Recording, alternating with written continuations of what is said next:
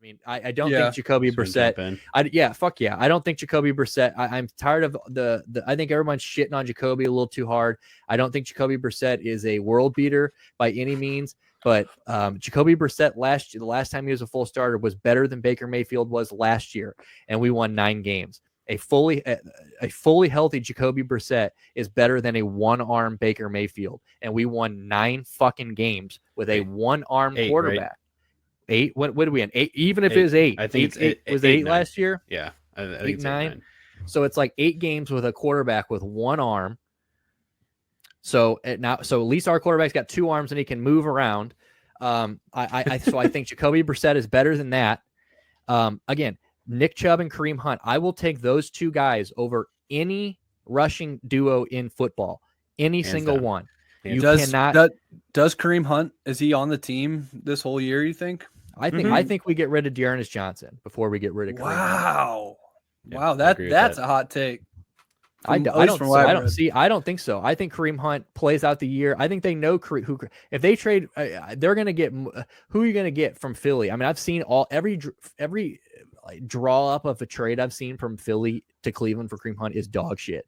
Like I've heard the reason you let Kareem Hunt play with the Browns this year, and the argument that I've been hearing is that if he has like a year and you can play him and he gets like really good numbers, I think the Browns, when he gets signed, will get some kind of compensation pick. That's at least what I've read. Because I don't think he's an unrestricted free agent.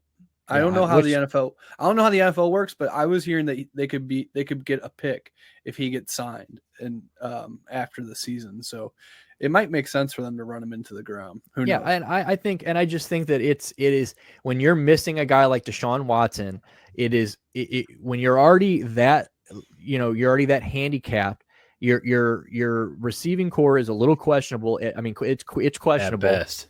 And you don't. The last thing you do is give. You don't. I mean, it is literally your strength on offense, and I don't think they do it. I think Dearness Johnson. I mean, nobody wants to meet Demetric Felton. I think Demetric Felton is probably going to get cut, to be honest with you, or when we cut roster downs or move to wide receiver. But here's the thing. I'm not. You're not going to sit here and hear me say that we win this division. I already say I think we finished 3rd, but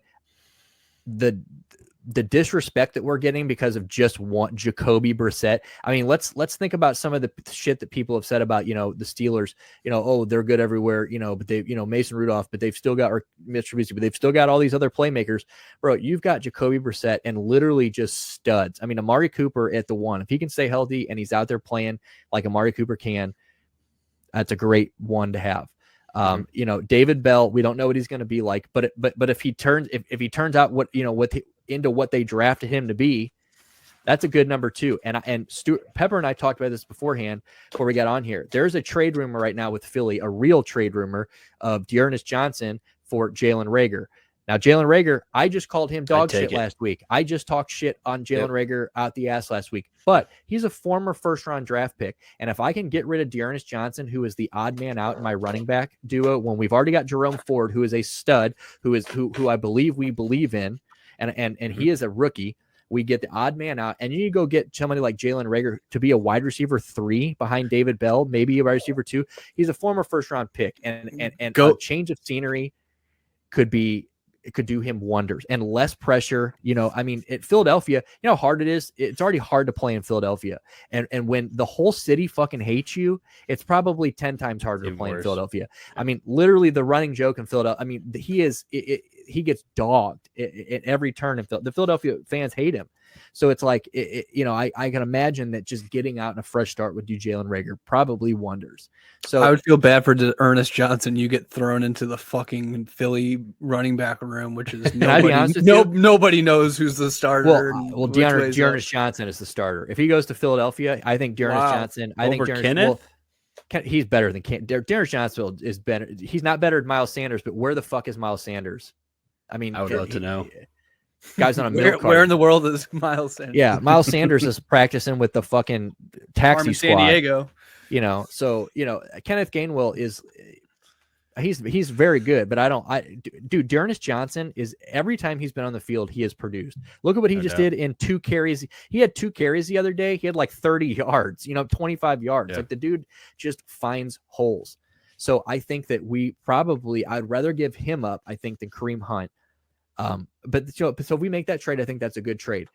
Amari Cooper, like I said, is good.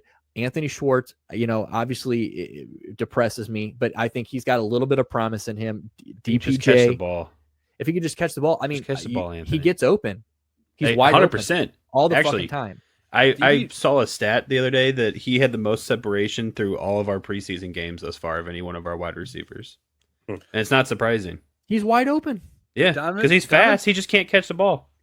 Donovan Peoples-Jones is he's had like glimpses of being a guy. You know what I mean? Like, yeah. And that's what I'm saying. He could be the 2, which he's probably the biggest question mark for me on that offense. Like, what is he? I think this year we'll find out for sure what he is. But I almost want to hold on. What?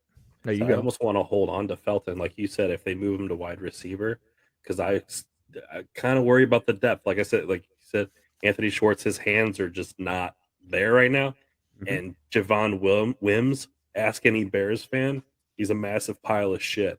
Yeah, well, Michael Woods is going to start before any of those guys. Michael Woods is somebody to keep an eye on. He is a stud in camp. But I think my biggest question mark about the offense here. Well, one, let me tell you the offensive line rating.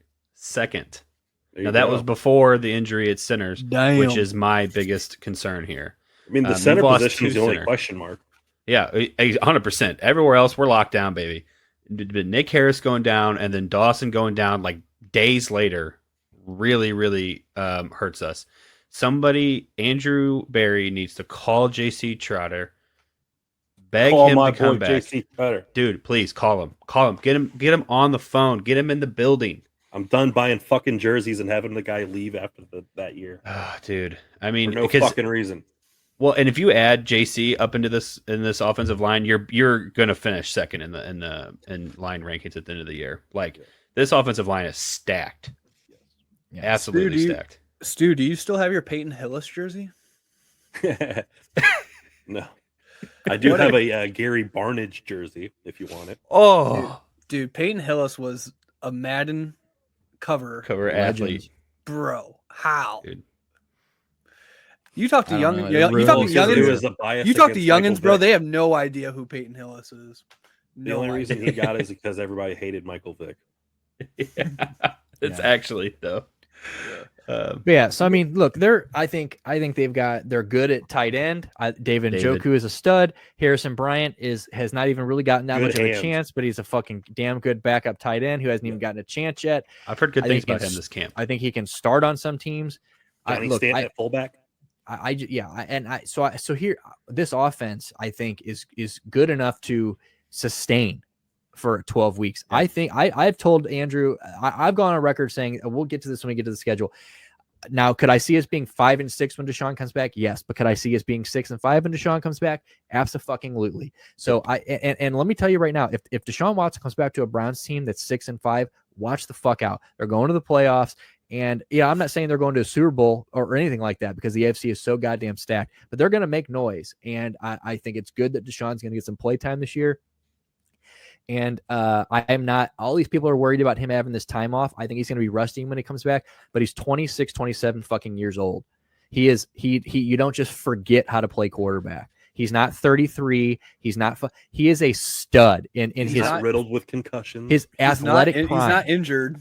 Yeah, and that's the other thing. He has been training this whole time. Now, I think in the same argument of him being rusty, you can make the argument that a year and a half off playing quarterback for your body. I mean, Jesus Christ, he hasn't taken a sack in a year and a half. You know what I'm saying? Especially with the style of how he plays too, where he can run the ball and things like that. Fresh ass knees. Like, I think if you told any guy in the NFL they could take a year and a half off, it would do them so much.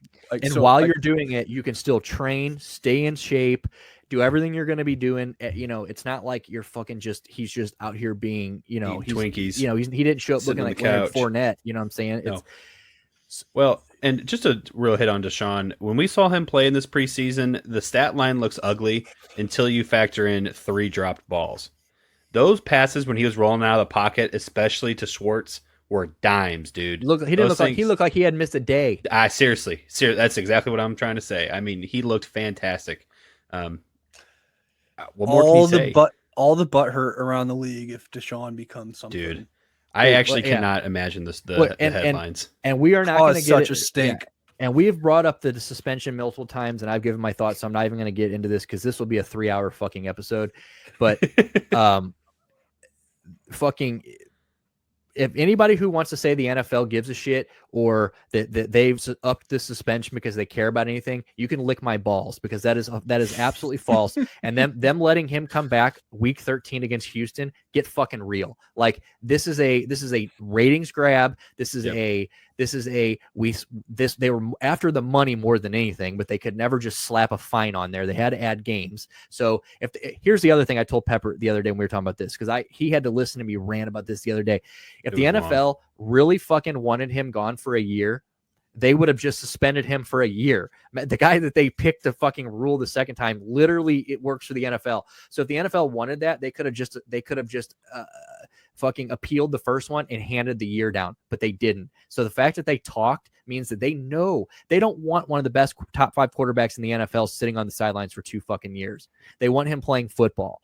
And that is just the fact of it. He's a ratings draw. Him in Cleveland is going to be huge. Yep. And them letting him come back against week 13 against Houston is just one of the biggest crocks of bullshit I've ever heard in my entire life. Like they don't care about these women. They don't care about anything. They cared about making it seem like they cared. Yep. Oh, but we're going to, how many games this year are former quarterbacks playing their teams? Russ week 1. I mean, like Baker week 1, fucking Deshaun week 13. They've literally planned this whole year out for everyone who's had a team change is playing their fucking former team in some high leverage fashion, whether it's week 1, whether it's week 1 after a 12 game suspension for Deshaun Watson. You know, it's like all of these kind of fall. Yeah, they all kind of fall in these like must-watch situations. So enough on Deshaun Watson, but I think that this offense is good enough to sustain. Now let's go to the defense, which I really think is good enough to sustain us while we don't have our quarterback. I mean, Andrew, you want to take over? Yeah. Where do you even start? Is our strength the defensive line, the linebackers, or the secondary? Because it's honestly hard to tell. I would probably say the defensive line, because you have Myles Garrett and Jadeveon Clowney, which might be the 2 best pass rushers in the league. Clowney's garbage, dude. When he was on the Titans, he sucked ass. Yeah, well, that's because it's hard to coexist with Jeffrey Simmons. You know what I'm saying? It's fucking the greatest. Is it hard to coexist with Myles Garrett? Well, Jeffrey Simmons. Well, Myles Garrett. Jadeveon is nice.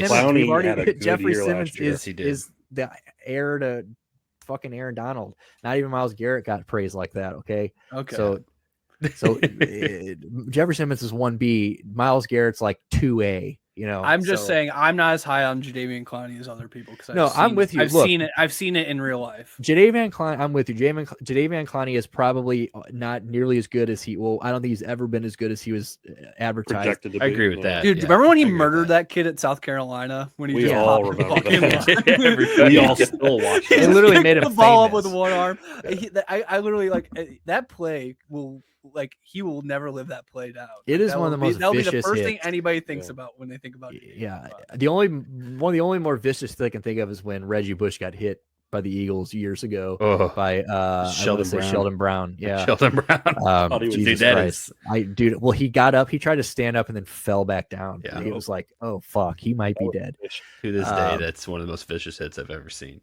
Jadeveon Clowney murdered that kid, but he is one of those guys that when he's in the right position, like I think he's good in this defense. Like he has to want to play. Yeah, when you've got a Myles Garrett and you've got other guys, I think Jordan Elliott's a guy that we can watch this year. He's gonna be nice. Yep. Taven fucking Bryan, I don't know. And Perrion Winfrey, you're not gonna. I know I'm. Everybody thinks I'm just this Cleveland stan, which I've been blowing us this whole time. Perrion Winfrey got fucking destroyed this past weekend, and yes, he did. He is not ready to start. So if we think that we have got somebody ready to go for if Taven Bryan is who we think Taven Bryan has been his whole career, and then we've got Perrion in the back, I mean, we're fucked. And Rochelle. Isaac Rochelle is a stud. I don't know if you've seen him. Mm-hmm. He was okay in San Diego. What was he a Colt last year? Yeah, Colts. Yeah, he looked good, and I mean, he's looked good for us. He's Again, got I think guys he can really learn some shit from. So the upside's high, but like I don't want him to be the guy that we I don't want ride to with fall. on that side. Me Well, neither. he doesn't have to be. That's the best part, right? We're really deep at the line. As of now, right? I'm just saying if Jadeveon goes down though, and we've got Isaiah Rochelle. I mean, if he starts, I still think Chase Winovich is nice too. Chase Winovich, but that's another guy that I feel like we're hoping he's more than what he's a backup has been. You know, Chase Winovich, he's the long hair guy from the Patriots, right? That's not Taven Bryan. Chase Winovich is the guy that had long blonde hair. Yeah, he cut it when he came here. Yeah, Chase Winovich is another guy that has a lot of hype around him that kind of never. He just kind of never lived up to it. So we got a lot of potential. Loved him. And Jadeveon Clowney, Isaac Rochelle, you know, some of these guys that kind of disappeared in other teams, you know, to my point, I think they get here and they're surrounded by people like Myles Garrett, and a lot of that pressure is kind of taken off of them to where like they don't have to be the starting more. They just have to go out there and kind of fucking, you know, be somewhat of a compliment to Myles Garrett. And that is such a lesser job. But yeah, you know, but we're good. We're thorough all the way through. I mean, Joker, Owusu Komora is going to be, I think he is going to be one of the most improved linebackers in football this year. He's going to have a great He is so fucking good, and he's got the heart. He is dog pound through and through. The guy's got. He is what? Who was the guy a couple years ago that just? Who was that linebacker that just took all that pride in Cleveland? What's about Mac? Yes. Mac, yeah. You know, so it's it's tight to have somebody like that. Anthony Walker, I think it's going to be another great step year. up, another great year. Taki, you know, that's another one that's in the name, you know, the name Hall of Fame. I can't believe where are we at with Taki? Where is he? Sion Taki. He's the starting linebacker or the SLB slot linebacker. Yeah. Oh, I do see him. I like that. Every time I see him, I'm like, how are you still here? But then like he just finds the ball and he'll make a very clutch interception, or he's got good vision. He may not be the most physically gifted dude, but I'm a fan. I love Taki. Honestly, I think he's probably the weakest starter of this bunch. But yes, yeah, and like he's a fan favorite with love. And that's okay. Yeah, because wasn't Greg Newsome a first round pick? He was. Yes, he was. So I was gonna say I knew I remembered his name. He wasn't drafted by Cleveland though, was he? He was. The only one that's not drafted in this secondary is John Johnson. He was a Ram. Ram. Yes. But he was the play caller. He was the play caller in the Rams. But then you get to the secondary, you got the Warden, who is the first, you know, highest paid cornerback in the league right now. Actually in NFL history. Denzel Ward, the fucking Warden. Love it, dude. Love the guy. Great, you know, nickname. Him and Greedy. Greedy is another guy that needs to step his shit up, or he needs to get the fuck out of Cleveland, because I'm actually getting tired of Greedy Williams. It's one of those things where, like, at this point, give AJ Green the job, because I don't know if you guys Parnell Motley, I don't know. AJ Green has looked really good, so give him the job. Greedy Williams, get the fuck out.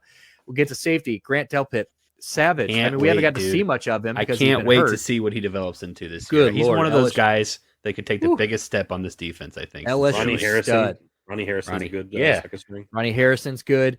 You go to John Johnson, and then you get Greg Newsome. You know, and here's the other thing: you get Greg Newsome, who's hurt. The kid sitting behind him, future stud. I'm going. It might not even be a hot take, but I'm going out on a limb saying that Martin Emerson is going to be a name that we're talking about in like 2 years, maybe even sooner. He is a stud. He's actually the guy that play. We can't start him anywhere. Yeah, not yet. Yeah, I guess. I mean, that's the thing. Unless he makes the most out of his limited time out there this year. That's true. I mean, maybe we could move him to. He was first round. He was our first round draft pick. Yeah, wasn't he? Third round. Was he? Okay, yeah, so it's like Mississippi State. Yeah, but dude, he has looked fucking so good, like in camp. So I mean, like he is literally like apparently the Eagles after joint camp. I watched I read a tweet that one of the guys in front office like tweeted one of the guys in Cleveland's office told him that like they stole a freak in Martin Emerson. So we'll see. I like it. At this secondary, if everybody takes a small step forward, I mean, you're looking at one of the top 5 secondaries in the league. I think that's not even a hot take. I don't think. What was it again? One of the top 5 secondaries in the league. Oh yeah, I agree with that. I would love that. I don't think this. I think what's going to happen though is if the offense can't stay on the field, then it's just going to be the stats are going to be skewed compared to what they, it's going to look like they're letting up a lot. If that happens, if the offense is good, this defense might not have to see the field nearly as much as we think. Yeah, well, and that's another thing about Jacoby. Might be looking nice.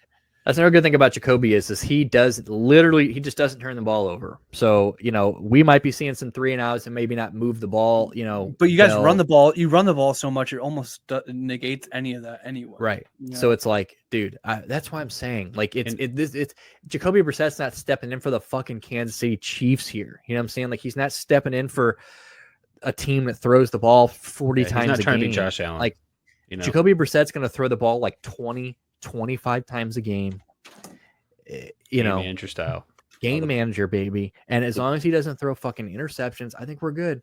The biggest liability on this defense, motherfucking Joe Woods and this bend don't break bullshit. The defensive play. Thank you. Yeah, dude, 100%. That could break our shit and lose us games. Actually, I'm so glad you said that, Stu, because I was going to say one of the biggest things that has to change here is that this defense needs to stop underperforming. Yes. On paper, this team is stacked defensively, and there's no reason that we should have been. I think we were at 13th or 14th rated defense last year, and on paper, we haven't changed all that much, and there's no reason for us to be that low. We have some of the highest graded position players at every defensive position on this defense, so how are we 14 or 13? I can't remember the exact number, but it was like far too low. Because Joe Woods. I would rather have, was it Greg Williams or Greg? I would rather have a fucking Greg Williams defense right now. Dude, I love Bounty Greg Man. Williams. Let's go. Pay him up. I know you love Greg Williams. Don't talk shit about fan. This is a Greg Williams. No hate here, dude. Safe zone. I like Greg. And his safe stint was This is cool. a safe space for Greg. He can come on the podcast anytime. Dude, yeah, actually, Greg, if you want to. Greg Williams. Yeah, but look, I do think we're going to be top 10 this year. I think we're going to. We should be. I think we should be, and I think we will. I do think that, and even if this year is, more or less moving forward, and this is kind of what I've been preaching the whole time. Even if this year is a 500 year, and we, it is, like I said, I don't think a Super Bowl is realistic. I don't think a playoff win is even that realistic. Because even when Deshaun comes back, he's probably coming back to. He's coming back to teams that have been healthy this whole year, more than likely. Just teams that we're not going to beat in the playoffs without a full year of him, rolling in hot. But I do think that going forward, like this team, like in the next coming years, is people better watch the fuck out. We need one wide receiver from the draft or signing. We need one wide receiver, and I think Kareem Hunt will probably be gone in the offseason, but I think that hopefully Jerome Ford is like somewhat of, he's not going to be Kareem Hunt, but snapping ankles though. Let's get this disgusting.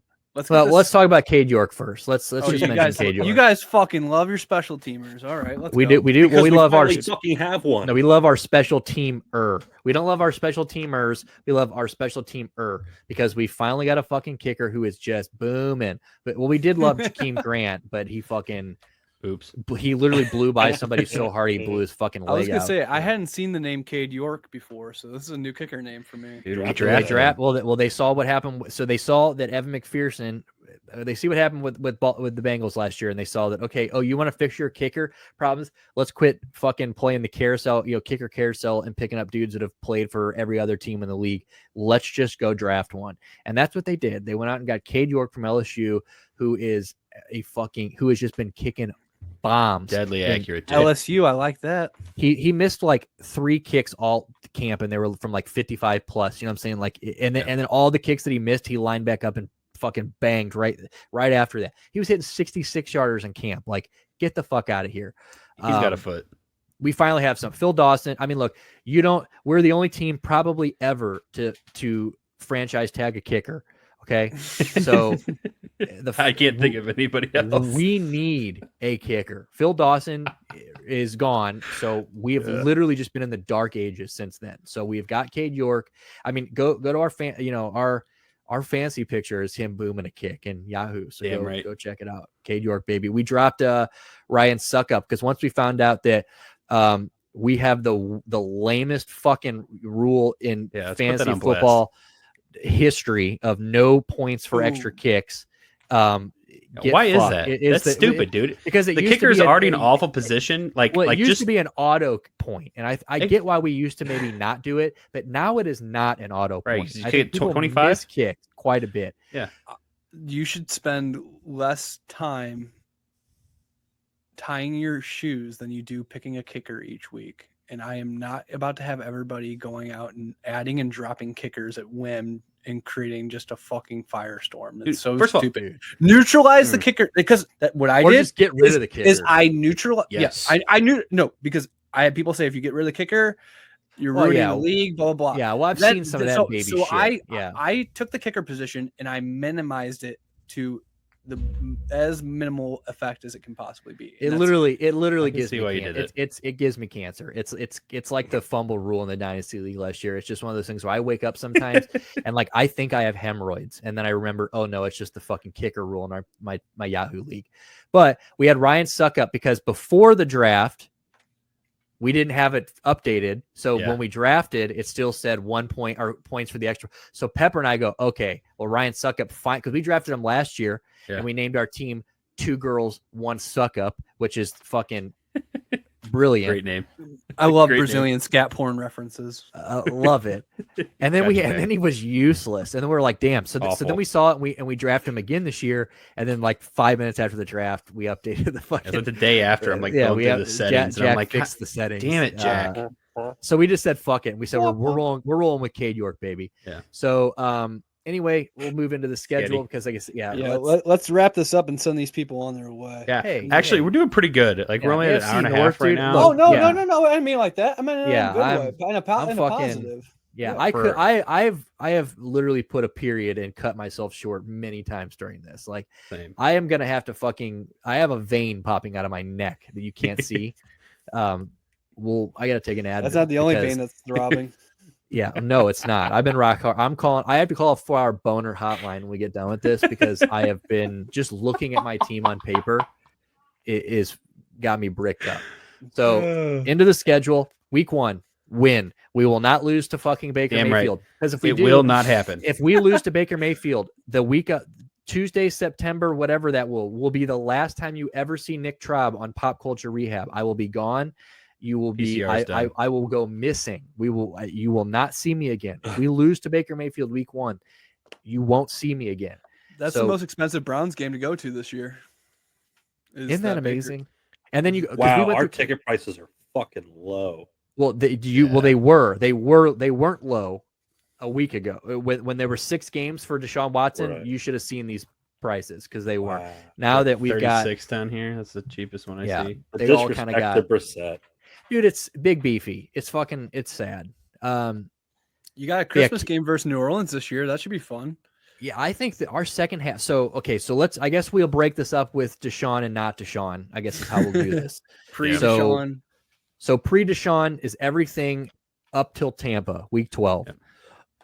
Now I said before this, midway through my fucking rant that we might go 6-5. 5 or 6, 6-5. I think we can go 6-5 with Jacoby. I really do. I think we can beat. I think we can. I told Andrew this the other day. I maybe even tell Pepper this.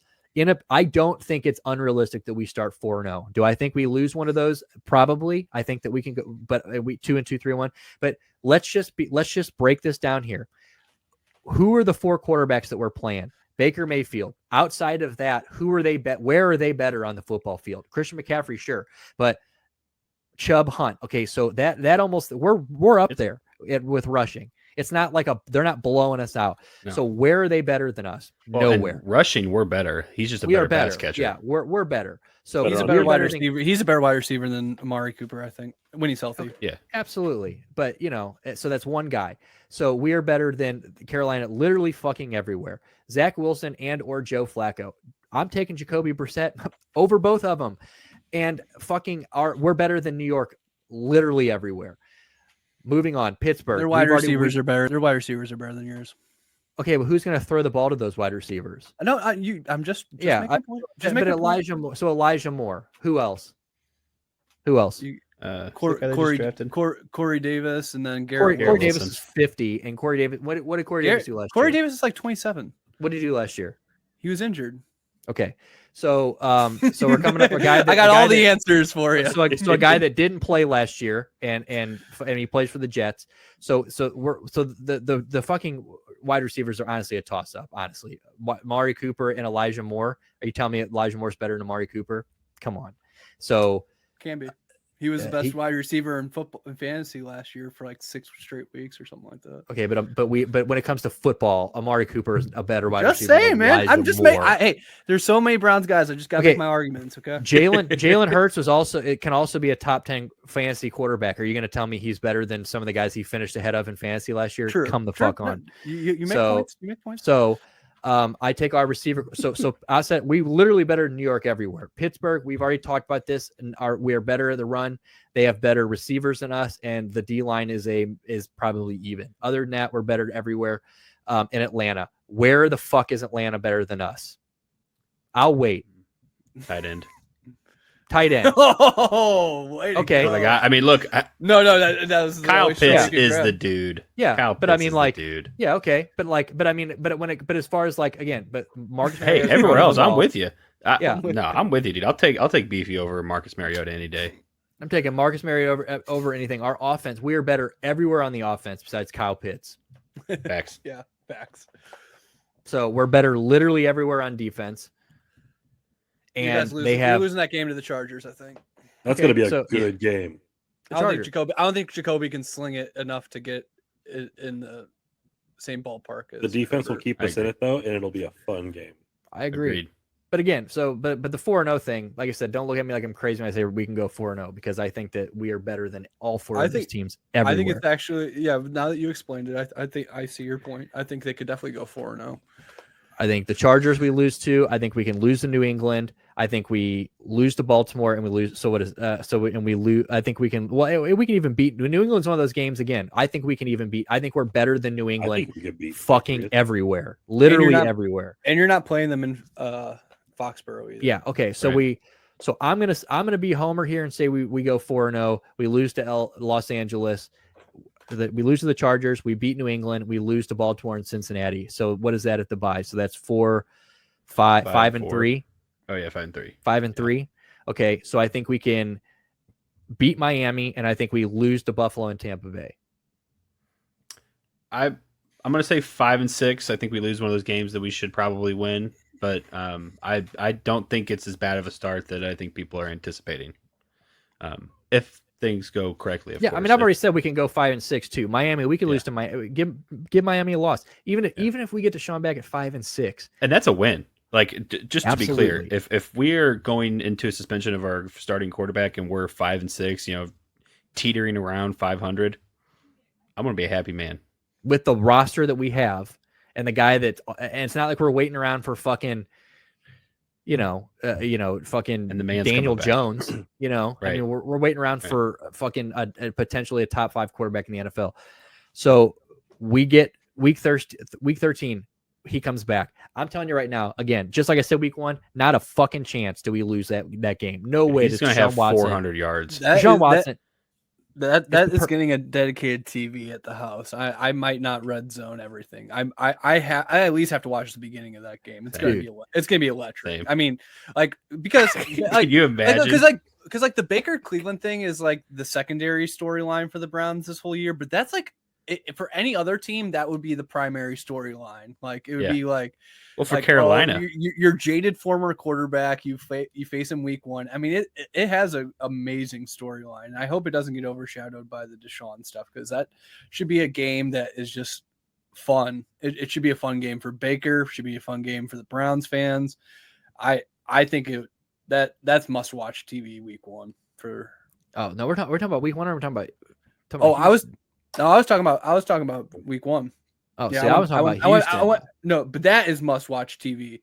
And in the NFL, like you said earlier, knew exactly what the fuck they were doing when they, absolutely, damn right. And it's also, I think, it amplifies it more because you're playing at Houston, so at Houston, you're gonna be playing. You're gonna be playing a feisty crowd. It'd be like one thing if it was at Cleveland and it was like, okay, he's facing his former team, And let's not forget, like the rumor was like 2 weeks ago that like the NFL was doing everything they possibly could to like stop. That was what they were worried about, was that Houston didn't want him playing, and they didn't want him playing in Houston this year, basically. Right. And like, so the fact that like that rumor gets floated around, and then 2 weeks later, they up the suspension for him. It was out of our hands. There was nothing out of our hands. Sorry, you know, Sorry. like they could have done a 10-game suspension. They could have done a 12-game suspension. Who gets an 11-game suspension? Okay, people that they want to come back and play their fucking. Do you guys remember team. in South Park when they would cut the head off the chicken? They would just run around until like it landed on like for the economy. Like what? Oh, you get a bailout. That's exactly how the NFL suspension system works. They just cut a chicken's head off, throw it in a pit. Whatever it lands on is the fucking. It's just a fucking joke. Oh, and by the way, a side note, Tony Busby, the guy that represented all these chicks that sued Deshaun or that in the Deshaun case, is also now representing the guy in the Alvin Kamara's case, the guy that Alvin Kamara beat the shit out of. I saw. So Tony Busby is fucking scum, and like I even no matter which side you are on this thing, like you listen to that guy, and he is like lawyer. He still has like the pocket gel. Dude, he is the Saul Goodman of the NFL for sure. Dude, he's better. Like he's better call Saul. Yeah, dude, he is scummy as shit. So Houston's a win. Now again, he at all of these games, Cincinnati, Baltimore, New Orleans. It depends on what Deshaun we get. Now, I think we're, again, from what I said earlier, I think we're going to get a Deshaun. I think Houston is a perfect warm-up game for Deshaun Watson. I'm glad he's not coming back against Cincinnati, because then I think we lose that game. I think if his first game is against Joe Burrow in Cincinnati, in a building he's familiar with playing in. Yeah, you know, I just think that it's probably a loss. And it probably is a loss for Cleveland. But the fact that, you know, we're coming back to Houston, he's played his whole career there. You know, it's a winnable game. It's a very winnable game. I mean, they have no defense. You know, so I think that we're going to get a somewhat warmed up Deshaun going into Cincinnati, Baltimore. So let's say we split. I don't think anybody. I said this 12 weeks ago. I don't think anybody in this division sweeps anybody. So if whatever I said earlier, I think if we beat Baltimore earlier, I think we lose to Baltimore. But I think we lose to Baltimore the first time and then beat Baltimore with Deshaun. Same with Cincinnati. And then I think we can beat New Orleans, beat Washington, and since we beat Pittsburgh earlier, so maybe we lose to Pittsburgh the first time and we beat them with Deshaun. But you know, one of the two. But again, I don't think any team in the AFC North sweeps another AFC North team. I just don't. You might beat Pittsburgh twice, because you might get lucky and be on the. You could be on the cusp of that quarterback change by week 3, and that it could be an unfamiliar guy. That's one thing I was thinking about with the Houston game too, and I'd love to hear you guys, because I know you guys know the answer to this. When can Deshaun start practicing with the team? Like, is it that week? Yeah, November 4th of November. Yeah. Okay, so he will actually get to do some practice. He's not going to come into because I was imagining he would just be walking off the street and warming up. So the way it was working is, if he would have gotten the indefinite suspension, he had to leave that moment. Had to be back. He couldn't come back into the building until he was reinstated and fully brought back into the NFL. He just had to leave. But since he is getting a numbered game suspension, he can come back halfway through the suspension. So like 5 weeks into the suspension, he's able to come back in, practice, be with the team, and you know, so again, I think that's huge. I mean, like he's not just coming, like you said, he's not coming in week 12 to practice and he's got to just like catch up, you know, before the Houston game. Because again, I think that could be a loss, even if it's Houston. Like, you're getting a guy that's just figuring it out. You never know what the fuck's going to happen. Yeah. But the fact that he's going to be practicing and like he knows who he's playing week 13. And he's going to be practicing. And today they said he's running the scout squad. The whole time he's out, he's going to lead the scout squad until like he has to leave, you know, the facility. Yeah. So, you know, I think it's going to be to our benefit that he gets to practice. I think that Houston's going to be his best game of the year. I think that he comes out really hot, lights it, you know, really torches Houston. And we might see something again in Washington, but I think we see some of those growing pains coming back into the league those coming weeks after. I got us finishing 8-9. I hope for more. Obviously, it will upset me slightly to finish the same record as our last record with Baker, but you know, I think all the things considered, I think 8-9 would be a pretty solid season for us. I think 9 wins. 9. Yeah, I think we're gonna win 9 games. That's what I think. I hope so. I tell you I what, got you guys written down for 7. Yeah. Yeah, I think 9's our ceiling and 7 would be our floor. I don't think we're losing any more than, or we're not losing any less I than will 7 games. tell you that I think Deshaun is going to come back slow. It's going to be rusty. We will win the Houston game. I don't think it'll be some lights out performance by Watson that does it for us, though. But we'll get the win there. But what I do think is going to happen, a preview of coming attractions, that final game in Pittsburgh, we spank the Steelers handedly. We play angry. Go 40. And then next year, look the fuck out. Yeah, we coming for you. Yeah, I mean, like I said, I'm not looking for a Super baby. Bowl this year. This year is I just want them to look competitive. So all the people out there who are like, oh, like the fucking season's over, like the season hasn't even started yet. Like, what the fuck do you mean the season's over? Like we literally have the number one easiest schedule for the first 5 weeks, like, or like 6 weeks or something like that. Like in the rating schedules, or we have the number one easiest first half schedule. So it's like. We literally can't have it more lined up for us to at least fucking keep our heads above water. I mean, we're not coming out here and playing fucking division winners, right off the bat. I don't think the first 7 teams you guys played made the playoffs last year. So I mean, it's a pretty good start. I mean, you can't ask for much more to have, in the situation we're in. So absolutely.